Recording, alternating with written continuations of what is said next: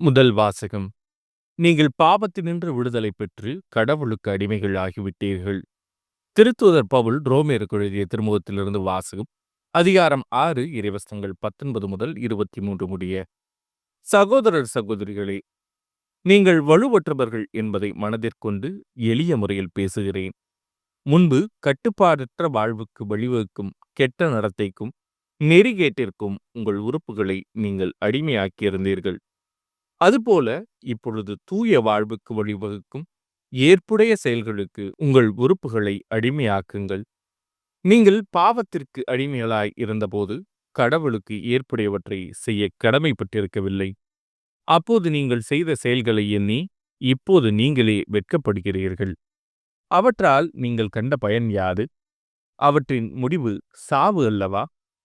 ஆனால் இப்பொழுது நீங்கள் பாவத்தினின்று விடுதலை பெற்று கடவுளுக்கு அடிமைகள் ஆகிவிட்டீர்கள். இதனால் நீங்கள் காணும் பயன் தூய வாழ்வு. இதன் முடிவு நிலை வாழ்வு. பாவத்துக்கு கிடைக்கும் கூலி சாவு. மாறாக கடவுள் கொடுக்கும் அருட்கொடை நம் ஆண்டவர் கிறிஸ்து இயேசுவோடு இணைந்து வாழும் நிலை வாழ்வு. இது ஆண்டவரின் அருள்வாக்கு. இறைவா, உமக்கு நன்றி. பதிலுரை பாடல். ஆண்டவர் மீது நம்பிக்கை கொண்டவரே பேறு பெற்றவர். நற்பேறு பெற்றவர் யார்? அவர் பொல்லாரின் சொல்லின்படி நடவாதவர், பாவிகளின் தீய வழி நில்லாதவர், இகழ்வாரின் குழுவினில் அமராதவர். ஆனால் அவர் ஆண்டவரின் திருச்சட்டத்தில் மகிழ்ச்சியுறுபவர், அவரது சட்டத்தை பற்றி இரவும் பகலும் சிந்திப்பவர். ஆண்டவர் மீது நம்பிக்கை கொண்டவரே பேறு பெற்றவர். அவர் நீரோடையோரம் நடப்பட்ட மரம் போல் இருப்பார். பருவகாலத்தில் கனி தந்து என்றும் பசுமையாயிருக்கும் அம்மரத்திற்கு ஒப்பாவார். தாம் செய்வதனைத்திலும் வெற்றி பெறுவார். ஆண்டவர் மீது நம்பிக்கை கொண்டவரே பேறு பெற்றவர். ஆனால் பொல்லார் அப்படி இல்லை. அவர்கள் காற்று அடித்துச் செல்லும் பதரை போல் ஆவர். நேர்மையாளரின் நெறியை ஆண்டவர் கருத்தில் கொள்வார். பொல்லாரின் வழியோ அழிவை தரும்.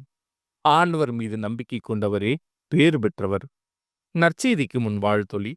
அல்லேலூயா, அல்லேலூயா. கிறிஸ்துவை ஆதாயமாக்கிக் கொள்ள எல்லாவற்றையும் குப்பையாக கருதுகிறேன். கிறிஸ்துவோடு இணைந்திருப்பதற்காகத்தான் நான் இவ்வாறு கருதுகிறேன். அல்லேலூயா. நற்செய்தி வாசகம். அமைதியை ஏற்படுத்த வந்தேன் என்றா நினைக்கிறீர்கள்? இல்லை, பிளவு உண்டாக்கவே வந்தேன். லூக்கா எழுதிய தூய நற்செய்தியிலிருந்து வாசகம். அதிகாரம் 12 இறைவசனங்கள் 49 முதல் 53 முடிய. அக்காலத்தில் இயேசு தம் சீடரை நோக்கி கூறியது: மண்ணுலகில் தீ மூட்ட வந்தேன். அது இப்பொழுதே பற்றி எரிந்து கொண்டிருக்க வேண்டும் என்பதே என் விருப்பம். ஆயினும் நான் பெற வேண்டிய ஒரு திருமுழுக்கு உண்டு. அது நிறைவேறும் அளவும் நான் மிகவும் மன நெருக்கடிக்கு உள்ளாகி இருக்கிறேன். மண்ணுலகில் அமைதி ஏற்படுத்த வந்தேன் என்றா நினைக்கிறீர்கள்? இல்லை, பிளவு உண்டாக்கவே வந்தேன் என உங்களுக்கு சொல்கிறேன். இது முதல் ஒரு வீட்டிலுள்ள ஐவருள் இருவருக்கு எதிராக மூவரும், மூவருக்கு எதிராக இருவரும் பிரிந்திருப்பர். தந்தை மகனுக்கும், மகன் தந்தைக்கும், தாய் மகளுக்கும், மகள் தாய்க்கும், மாமியார் தன் மருமகளுக்கும், மருமகள் மாமியாருக்கும் எதிராக பிரிந்திருப்பர். இது ஆண்டவரின் அருள்வாக்கு. கிறிஸ்துவே உமக்கு புகழ்.